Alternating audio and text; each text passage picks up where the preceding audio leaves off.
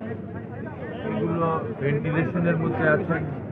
দেশি বিদেশি চিকিৎসকদের পরামর্শে সব কার্যক্রম পরিচালিত হচ্ছে এবং আমরা ডক্টর জাহিদের কাছ থেকে শুনেছি আজকে ভোর বা কালকে সকালে এই সময়ে উনি লন্ডনের উদ্দেশ্যে চিকিৎসার জন্য যাত্রা করবেন। ইতিমধ্যে এয়ারবাস এসছি, এয়ারবাসে কিছু ত্রুটি হয়েছে, এগুলো সংশোধনের চেষ্টা চলছে।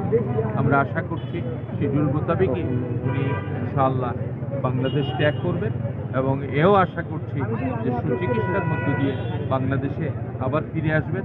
সামনে যেহেতু নির্বাচন, এই সময়ে দেশনেত্রী বেগম খালেদা জিয়ার বাংলাদেশে উপস্থিতি, আল্লাহর রহমতে ওনার হায়াত বৃদ্ধি হবে। বাংলাদেশে উপস্থিত থেকে একটি শান্তিপূর্ণ, সুষ্ঠু, অবাধ, নিরপেক্ষ নির্বাচনের মধ্য দিয়ে রাষ্ট্র ক্ষমতার পরিবর্তন হবে, এটা আমরা আশা করছি।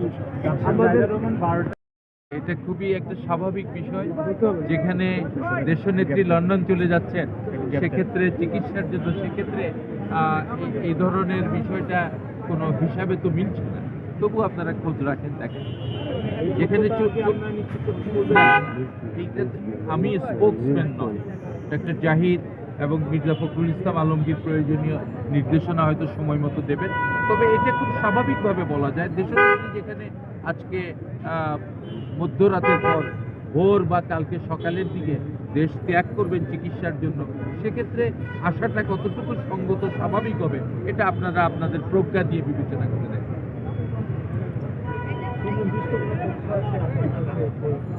সময়টা কখন হতে পারে?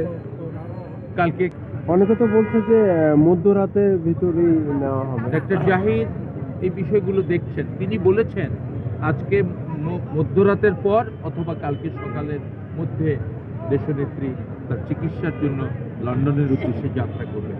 এখন একটা ত্রুটির বিষয়টা সামনে এসছে, এয়ারবাসের মধ্যে ত্রুটি হয়েছে, এগুলো তো যান্ত্রিক সমস্যা, এগুলোর এই সমস্যাগুলো দূর করেই তারপরে বিষয়টি